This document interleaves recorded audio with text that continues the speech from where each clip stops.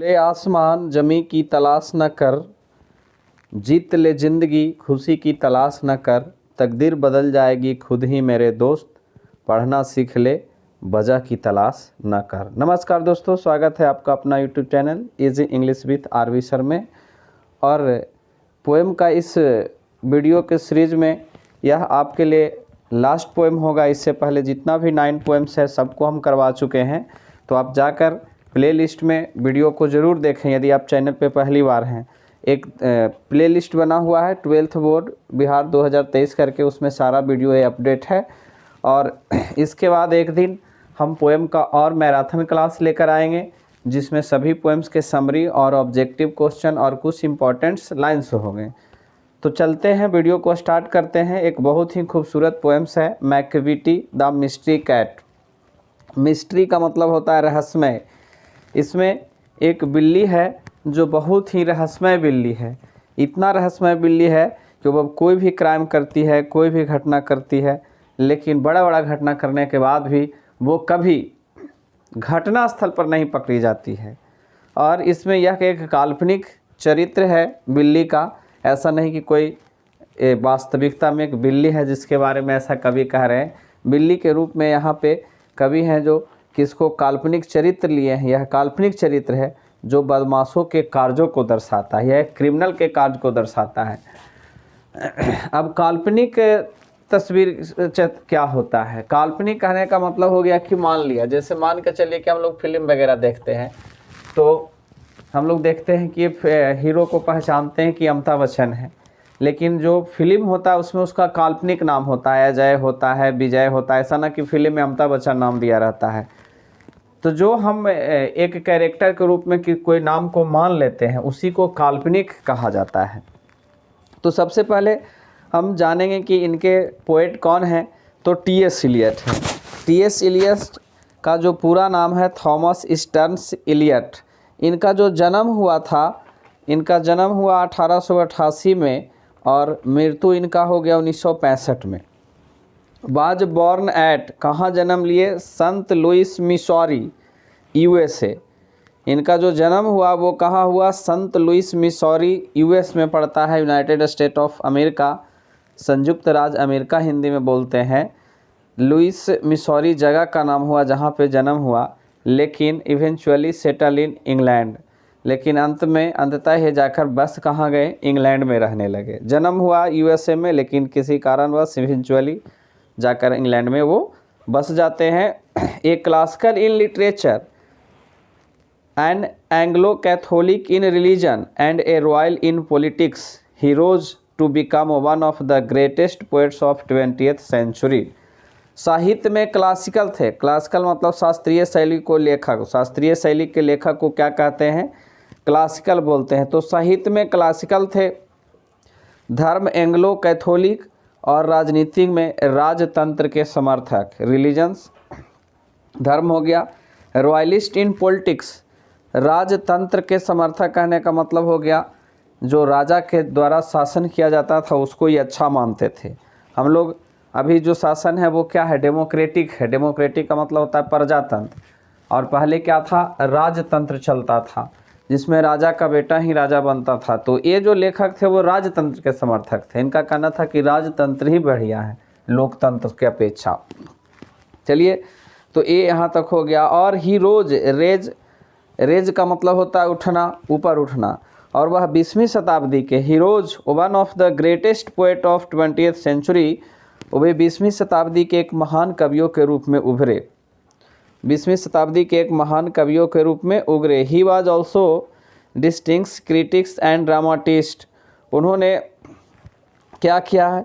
तो वो एक 20वीं शताब्दी के कवि के रूप में उभरते हैं, और एक उनकी पहचान जो होती है, उनकी जो प्रतिष्ठा होती है, प्रतिष्ठित आलोचक, नहीं, क्रिटिक का मतलब आलोचक, एंड ड्रामाटिस्ट का मतलब नाटककार। तो वो एक आलोचक और नाटककार के रूप में भी उभरे, 20वीं शताब्दी के कवि थे। और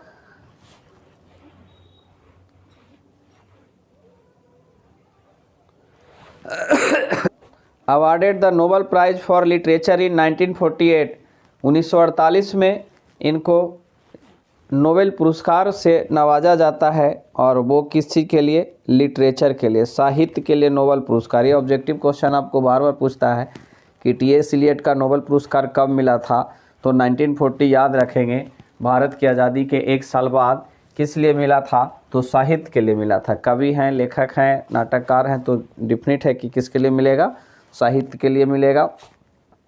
और 1948 में याद रखेंगे उनके जाने माने his best known poems are the wasteland, ash Wednesday and 4 quartets. उनकी जो जाने माने, उनकी प्रतिष्ठित कविताएं में से द वेस्टलैंड है, एस वेडनेसडे है और 4 क्वार्टेट्स है। आप याद रखेंगे वेस्टलैंड एक बार पूछ चुका है कि वेस्टलैंड किनकी रचना है, तो टी.एस. इलियट का रचना है। ऐसा ना कि आप सोचेंगे कि वेस्टलैंड कहाँ से पूछ दिया, कुछ राइटर्स के नाम वर्क दिए होते हैं जिससे हम लोग को क्वेश्चन एग्जाम में आता है।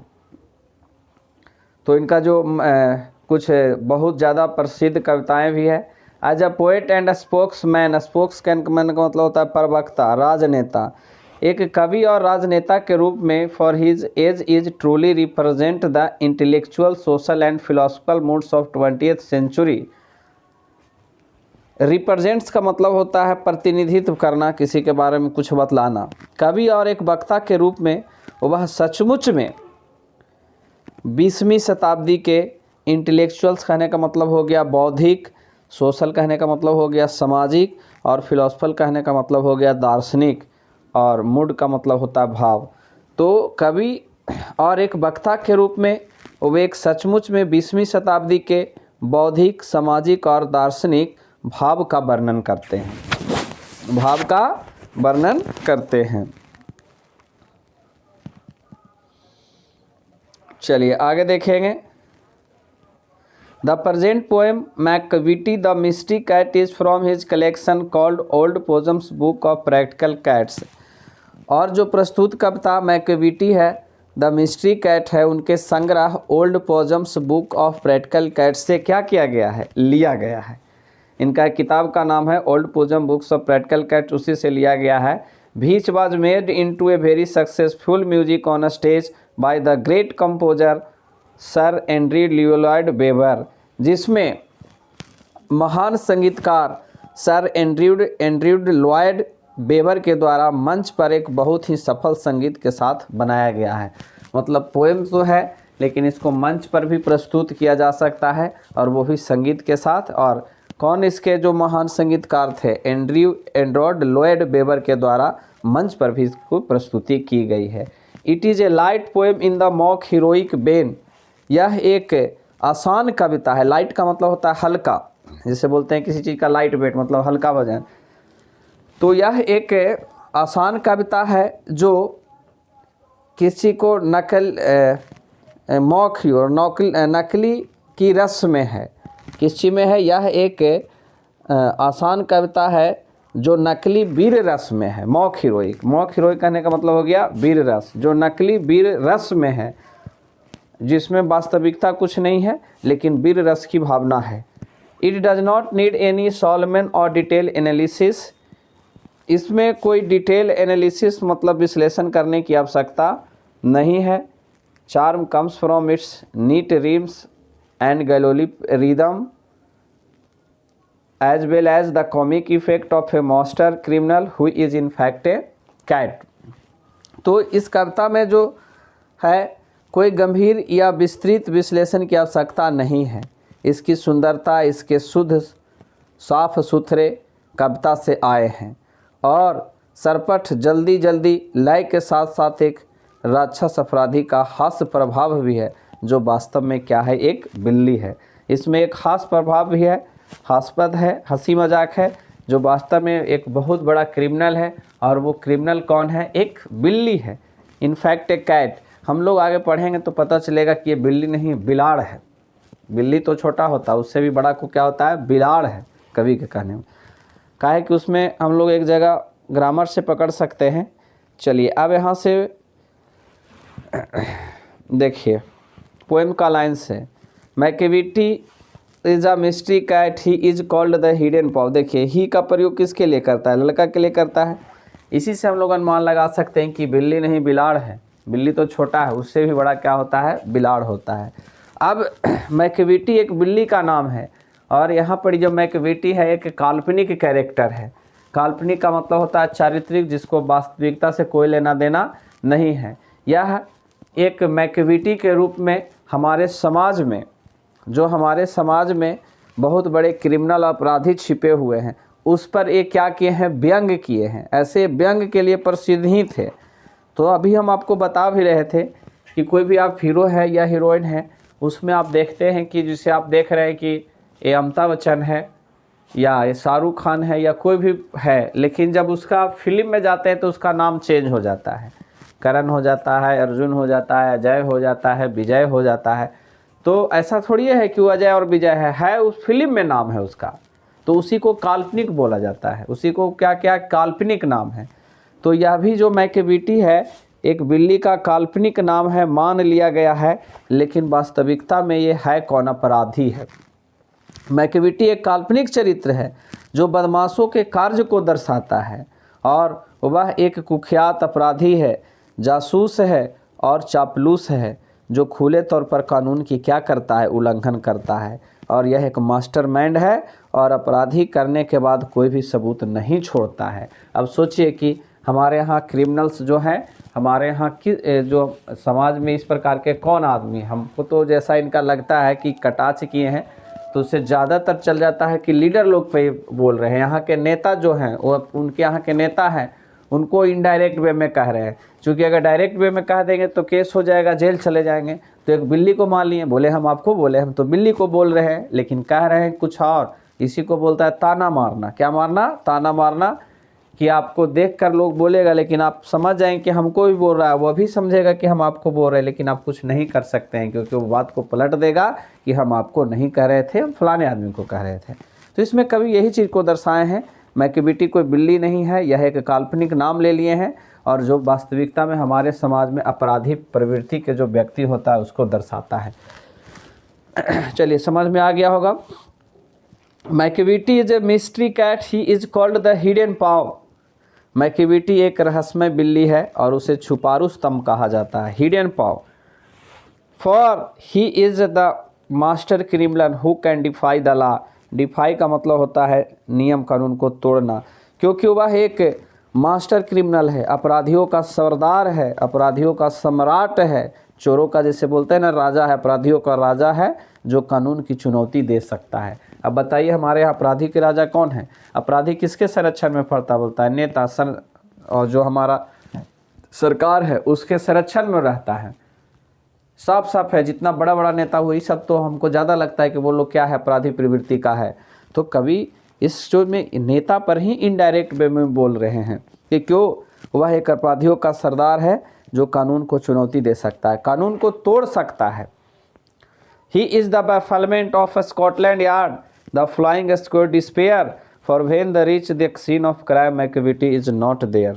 ये देख क्या कह रहे हैं, he is the bafflement। bafflement का मतलब होता है घबराहट, जिसके नाम सुनकर लोग घबरा जाते हैं, हैरानी होती है। और स्कॉटलैंड यार्ड कहने का मतलब हो गया इंग्लैंड का खुफिया विभाग, खुफिया पुलिस। इंग्लैंड का जो आपका पुलिस का हेड क्वार्टर हो गया। तो बोलते हैं कि मैकविटी का नाम सुनकर इंग्लैंड का खुफिया विभाग, इंग्लैंड का पुलिस का जो डिपार्टमेंट है, हेड है, वो क्या होता है, हैरानी में पड़ जाता है, घबरा जाता है मैकविटी का नाम सुनकर। और for when they reach the, और क्या, Scotland yard the flying squad despair, और उसके जो उड़ने वाली दस्ते हैं मतलब एयरफोर्स है उसको निराश कर देता है, क्योंकि जब वो अपराध के जगह पर पहुंचता है मैकविटी वहाँ नहीं होता है। मतलब उसको मैकविटी को सूचना मिलता है, पुलिस को, स्कॉटलैंड यार्ड को, तो घबरा जाता है, बेचैनी हो जाता है, वो मैकविटी को पकड़ने के लिए दौड़ता है। लेकिन सच्चाई है कि मैकविटी घटनास्थल पर कभी नहीं पकड़े जाएगा। कितनों बड़ा बड़ा क्राइम हो जाएगा, फिल्म में आप देखते हैं नेता लोग बड़ा बड़ा क्राइम कर देता है, लेकिन कभी वो घटनास्थल पर पकड़ाएगा, उसके गुर्गे जाते हैं, उसके अपराधी जाते हैं, उसके अपने एजेंट्स होते हैं। लास्ट में कभी बोले भी हैं, for when they reach the scene of crime Macavity is not there. Macavity there is no one like Macavity. कहते हैं कि मैकविटी के जैसा तो कोई है ही नहीं। मैकविटी एक क्या है, मैकविटी के जैसा कोई नहीं है। चलिए आगे देखेंगे।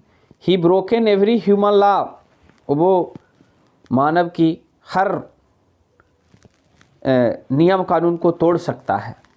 ही brokes the law of gravity, Macavity में इतना पावर है ना कि गुरुत्वाकर्षण के बल को भी तोड़ सकता है। गुरुत्वाकर्षण क्या हो गया, किसी भी मतलब वस्तु को अगर हम ऊपर बीगेंगे तो वो नीचे आएगा, या गुरुत्वाकर्षण का नियम है। हम तब तक नहीं उस वस्तु को ऊपर मतलब जब किसी वस्तु को हम ऊपर बीगेंगे तो डिफिनिट है कि नीचे आएगा। अगर उस वस्तु को हम 11.2 किलोमीटर पर सेकंड का स्पीड से बेचेंगे तो ये पृथ्वी के गुरुत्वाकर्षण क्षेत्र से बाहर हो जाएगा, जो आम आदमी में इतना एनर्जी नहीं होता है।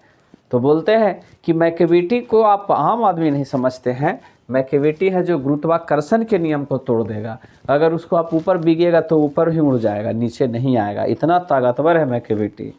His powers of levitation would make a फकीर स्टेयर, फकीर का मतलब होता है साधु महात्मा ऋषि मुनि, जो गरीब टाइप का होता है। बोलते हैं कि उसके पास जादुई शक्ति होती है, फकीर के पास क्या है, जादुई शक्ति होती है। और वो बताता है कि किसी आदमी को हम हवा में उड़ा सकते हैं, लेकिन वह भी इसकी हवा में जो उड़ने की ताकत है मैकविटी को, वह टकटकी लगा कर देखता रह जाता है कि अरे बाप, ये तो हमसे भी ज़्यादा ताकतवर है, हम तो कहते हैं। और सही में फकीर ये मैकविटी क्या है, उड़ भी गया। तो हवा में उड़ने का यहाँ अर्थ है कि देखेंगे लीडर्स लोग वगैरह जो आते हैं चुनावी के दौर में, देखना है कि सब हेलीकॉप्टर से आता है या उड़ गया तुरंत, हम लोग देखते रह जाते हैं गरीब आदमी। And when you reach the scene of crime Macavity is not there, और जब आप घटनास्थल पर पहुँचेंगे मैकविटी वहाँ नहीं रहता है। You may seek him in the basement, you may look up in the air, आप उसे देख सकते हैं। कहाँ देख सकते हैं, आप उसे बेसमेंट में देख सकते हैं, आप उसे हवा में देख सकते हैं, आप उसे ज़मीन में कहाँ उगड़ जाता है। But I tell you once and once again Macavity is not there, लेकिन मैं एक बार पुनः आपको बताना चाहता हूँ कि मैकविटी वहाँ नहीं होगा। कहाँ, जहाँ पे कोई क्राइम होगा, क्राइम भी वही कराएगा, लेकिन मैकविटी वहाँ नहीं पाया जाएगा, क्योंकि मैकविटी कोई आम बिल्ली नहीं है। यह एक मिस्ट्री कैट है, यह एक रहस्यमय बिल्ली है। और बार बार मैं बता रहा हूँ कि बिल्ली एक काल्पनिक नाम है। बिल्ली को लेकर आप कवि हैं जो हमारे समाज में क्रिमिनल्स है, अपराधी हैं, खूंखार, उस सब का बात कर रहे हैं। Macavity is a ginger cat, he is very tall and thin, you would know him if you saw him for his eyes are sunken in. और मैकविटी एक लंबा और पतला बिल्ली है। मैकविटी क्या है, एक लंबा और टॉल एंड थीन, गिंगर मतलब पतला दुबला। मैकविटी क्या है, एक पतला दुबला बिल्ली है, और वह बहुत पतला है और लंबा होता है। यदि आप उसे देखेंगे तो आप उसे जान जाएंगे। You would know him if you saw him, यदि आप उससे मिलेंगे, आप देखेंगे तो जान जाएंगे। For his eye are sunken in, जान जाएंगे क्योंकि उसकी आंखें धंसी हुई होती है। उसकी आंखें कैसी है, धंसी हुई होती है। His brow is deeply lined with thoughts, और his head his highly domed, और उसकी जो भौएँ होती है योजना बनाती हुई गहरी होती है। जैसे मतलब कैसे हम लोग किसी चीज़ को सोचते हैं तो देखिएगा यहाँ भौवा पर एक गहरी आकृति बन जाती है। किसी चीज़ के बारे में हम बहुत सोचते हैं तो बोलते हैं कि उसकी भौएँ योजना बनाती हुई गहरी होती है। उसकी भौएँ योजना के साथ साथ गहरी होती है, अर्थात उसकी भौएँ ऐसी प्रतीत होती है जैसे कि वह सोच रही हो। आगे देखेंगे। और हिज हेड इज हाईली डॉम्ड, डॉम्ड का मतलब होता है गुम्बदनुमा का आकार का। बिल्ली का जो सर होता है वो कैसा होता है, गुम्बद के आकार का होता है, और उसकी जो सर है गुम्बद के आकार का होता है। और his coat is dusty from neglect, और his whisker are uncombed, whisker का मतलब मूंछ है। उसका जो कोट है लापरवाही से मैला रहता है। लापरवाही से क्या होता है, मैला भरा होता है, और वो कभी क्या करता है, उसकी मूछें बिना कंघी किए हुए होती है। ही ऑलवेज हिज हेड, यहाँ पे बेज लिखा गया, यहाँ पे ऑलवेज लिखाना चाहिए था, गलत है किताब में दिया हुआ। He always his head from side to side with movement like a snake, वह एक सांप की तरह गति करता हुआ है। वह अपने सिर को बाएं और दाएं हिला सकता है। And when you think he half L sleep he always wide awake, और जब आप सोचेंगे कि वो एक क्या है, अर्ध निद्रा में है, आधी निद्रा में है, सोया हुआ है, वह हमेशा जागा रहता है, वो कभी सोता नहीं है। And when you think Macavity there is no like Macavity के जैसा कोई नहीं है। For he is feline shape a monster of डिप्राइविटी।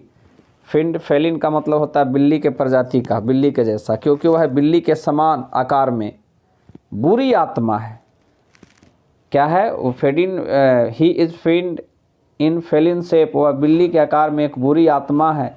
A monster of depravity, और डिप्रेविटी का मतलब होता है राक्षस। ए मॉन्स्टर ऑफ नहीं, डिप्रेविटी का मीनिंग देख लीजिए एक बार। दुष्ट, करप्शन, अपराध, और वह अपराध का क्या है? राक्षस है। मॉन्स्टर का मतलब होता है राक्षस। देखिएगा बहुत सारा गाड़ी पर आगे लिख ले रहता है मॉन्स्टर, उसको पता नहीं कि इसका मीनिंग क्या होता है, या जान के लिखता हो कि हम राक्षस हैं। तो बोल रहे हैं कि वह बुरी आत्मा है, वह दुष्ट राक्षस है, वो आदमी नहीं है, वो क्या है? राक्षस है इस समाज का। अब सोचिए इस समाज का राक्षस कौन है? लीडर्स लोग हैं हमारे यहाँ, बड़ा बड़ा जो अपराधी हैं वो लीडर्स लोग हैं, वही राक्षस है। वो अपने सत्ता बचाने के लिए, अपनी कुर्सी पे बैठने के लिए कितनों आदमी को मरवा सकता है, वो सिर्फ उसको कुर्सी चाहिए। तो बोलते हैं कि वो मॉन्स्टर है, राक्षस है, वह अपराधियों का सरदार है। You may meet him in by street, you may see him in square. आप उनसे मिल सकते हैं, गली में मिल सकते हैं। आप उनसे कहाँ मिल सकते हैं? गली में मिल सकते हैं। और कहाँ आप मिल सकते हैं? You may see him in the square, चौक चौराहे पर मिल जाएंगे। आप उससे गली में मिल सकते हैं, आप उसे मैदान में देख सकते हैं, चौक चौराहे पर देख सकते हैं, हर जगह रहता है। चाय की दुकान पर देख सकते हैं, हाथ जोड़े हुए मिल जाएगा। But when you crime discovered then Macavity is not there. लेकिन एक से जान लीजिए, जब कोई घटना होगा, घटना स्थल पर मैकविटी नहीं पाया जाएगा। यही मैकविटी का गुण है, यही मैकविटी की क्वालिटी को बता रहे हैं। और मैकविटी क्या है? एक काल्पनिक चरित्र है कवि का, जिसमें रियल में वो हमारे समाज में जो मनुष्य है, अपराधी किस्म का व्यक्ति है, उसको बोल रहे हैं। ही इज आउटवर्डली मतलब बाहर, रिस्पेक्टेबल, वो बाहर की दुनिया में क्या है? वो बाहर से दिखने में बहुत ही इज्जतदार है, बहुत लोग इज्जत करते हैं उनका। वो बाहर से क्या है? सम्मान करने के योग है। नहीं, उजला कुर्ता पैजामा में मिल जाएगा, बाकी हृदय सब क्या है? ब्लैक है, सफ़ेद नहीं है। क्या है? ब्लैक है। तो वो बाहर के दुनिया में बहुत ही इज्जतदार है। लोग कोचिंग खोलते हैं, हॉस्पिटल खोलते हैं, क्या जहाँ भी जाए फीता काटने के लिए पहुँच जाएगा। लोग नौता मतलब इनवाइट कर कर के बुलाते हैं। इसलिए कभी बोल रहे हैं कि वो बाहर की दुनिया में बहुत उसका इज्जत है।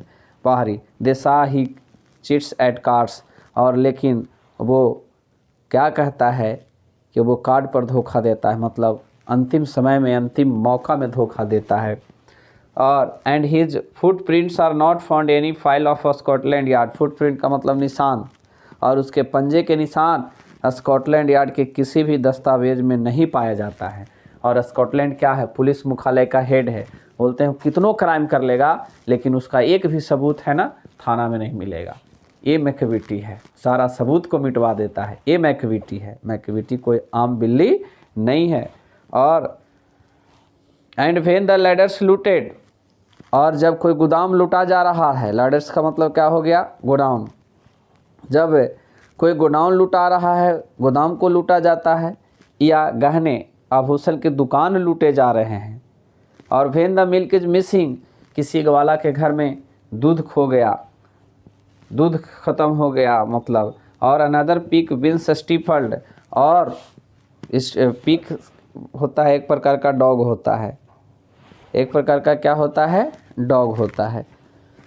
तो कवि कह रहे हैं कि जब गोदाम लूटा जाता है, या गहने आभूषण डिब्बा पूरी तरह से खोजा जाता है, या जब दूध गायब हो जाता है, या दूसरा कोई अनपेक एक प्रकार का कुत्ता जिससे गला घोट दिया जाता है। बिल्ली क्या करता है? छोटा कुत्ता रहेगा या उसको मार देगा, गला घोट देगा। ये सारी घटनाएं होगी।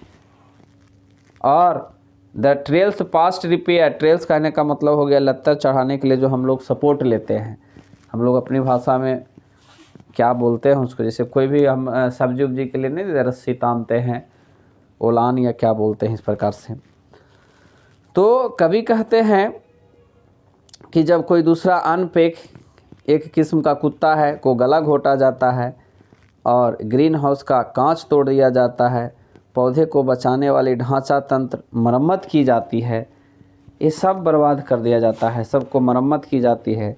तो there is a wonder of the thing, एक आश्चर्य की बात है कि ये सारा काम कौन कर रहा है। दूध भी चोरी कर रहा है बिल्ली, दुकान भी लुटा रहा है, गोदाम भी लूटा जा रहा है, शीशे के घर को भी तोड़ा गया है, ये सारा में बिल्ली का हाथ है, मैकेविटी का हाथ है। जैसे कैसे घर वगैरह तोड़वा दिया जाता है गरीब गुरबा आदमी का, पुलिस को पैसा देकर हटवा देगा कि ऐसे करेगा वैसे करेगा, ये सारा काम मैकेविटी का है। लेकिन सबसे आश्चर्य की बात है कि मैकेविटी कभी आज तक घटनास्थल पर पकड़ाया ही नहीं है। यही है, इसी के लिए इसको बोला गया है मास्टर क्रिमिनल बोला गया है। And when the foreign office find treaties gone astray, चलिए इस लाइन को देखेंगे।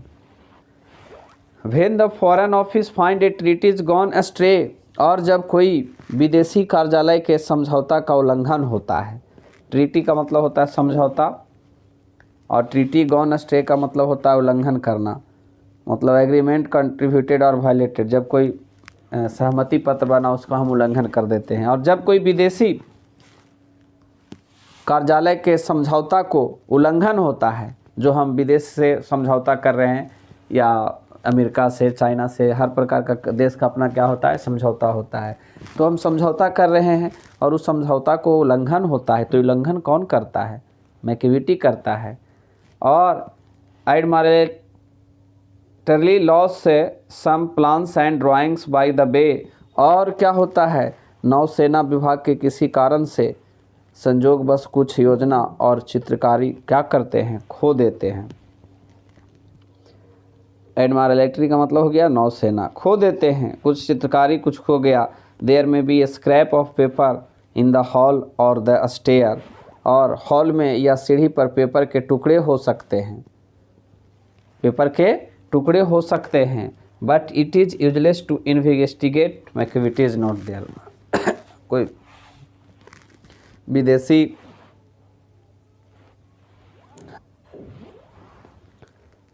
एंड वेन और जितना भी जांच पड़ताल करना होता है सब बेकार हो जाता है, क्योंकि मैकेविटी वहाँ है ही नहीं। मैकेविटी के पक्ष में कोई भी सबूत नहीं मिलता है, सारा सबूत मिलता है मैकेविटी के खिलाफ में कि मैकेविटी ने कुछ नहीं किया। और when the loss has been disclosed, और जब हानि का क्या किया जाता है, खुलासा किया जाता है। जब हानि का पर्दाफाश होता है, डिस्क्लोज करने का मतलब हो गया पर्दाफाश करना, खुलासा होना कि सारी घटनाओं में हानि कितना हुआ है और हाथ किसका है। देन सेक्रेट सर्विस सेज, तो जो जांच एजेंसियां होती है जिसको सेक्रेट सर्विस कहा गया है, तो जो खुफिया विभाग कहता है यह किसका काम होगा, it must have been Macavity, यह अवश्य ही मैकेविटी का काम है। But he is mile away, लेकिन वो हमसे कोसों दूर है। क्यों कोसों दूर है? क्योंकि उसके खिलाफ हमारे पास कोई सबूत नहीं है। उसके खिलाफ कोई सबूत हमारे पास नहीं है तो कैसे गिरफ्तार करेंगे। तो सोचिए कि मैकेविटी जो हमारे समाज में है, आप साफ तौर पर सोच सकते हैं कि कवि किसको कह रहे हैं। फिर कह रहे हैं you will sure find him resting or licking of his thumbs or engage in doing complicated long division sum. आप निश्चित ही रूप से इस प्रकार का विश्वासघात करने वाले बिल्ली कभी नहीं था। You will sure find him resting or licking of thumbs or engage doing in complicated long division of sum. आप कह सकते हैं कि जो मैकेविटी है, जिनका पर्दाफाश हो चुका होता है, खुफिया विभाग कहता है कि अवश्य मैकेविटी ने किया होगा, लेकिन कई मील दूर होता है। आप निश्चय ही आराम करते हुए उसे आप देखेंगे, आप उसे कहाँ देखेंगे, निश्चय ही आराम करते हुए देखेंगे और अपने अंगूठे चाटते हुए पाओगे या जटिल बड़ा हिसाब करते हुए पाओगे कि वो कुछ न कुछ अपना नुकसान और फ़ायदा का हिसाब करते रहता है कि कैसे करेंगे तो हमको वोट मिल जाएगा, क्या करेंगे नहीं करेंगे। आप ये सब उसको देख सकते हैं। Macavity there is no like Macavity, Macavity के जैसा तो कोई नहीं है।